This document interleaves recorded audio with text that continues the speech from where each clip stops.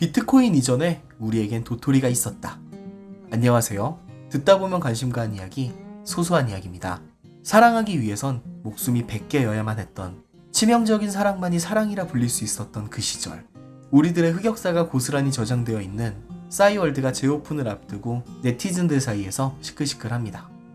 인스타그램이나 페이스북 같은 SNS는 언제 어디서나 인터넷을 사용하는 우리들에게는 뗄래야 뗄 수 없는 문화입니다. 하루하루 바쁜 세상, 몸은 멀리 있어도 서로의 안부를 가깝게 전달할 수 있는 SNS는 안부 전달 이외에 지금 당장의 이슈나 사건, 사고 같은 뉴스 등을 알릴 수 있는 기능으로서 매우 훌륭한 역할을 하고 있습니다. 하지만 이런 다양한 역할에 대한 긍정적인 시선만이 있던 것은 아닙니다. 이슈를 비롯한 뉴스 등 다양한 정보 전달이 원활하다 보니 이를 이용한 광고나 관심 없는 정보들로 인해 순수 지인들과의 친목을 위해 SNS를 사용하는 유저들에게는 불편한 기능일 수밖에 없었습니다.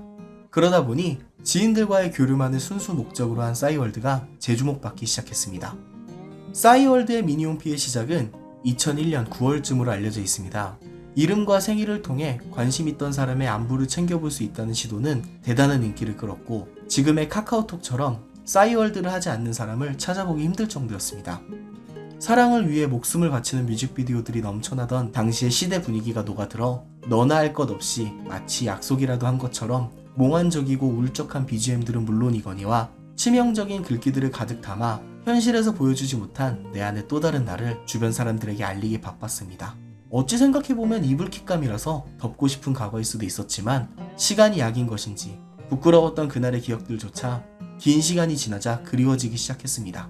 그러던 중 싸이월드를 그리워하는 사람들이 있다는 것을 알아차린 것인지 싸이월드 Z가 재오픈한다는 이야기가 들려왔고, 서비스 종료로 인해 모두 사라졌던 미니홈피의 개인 기록들이 복구되었다는 소식이 들려왔습니다.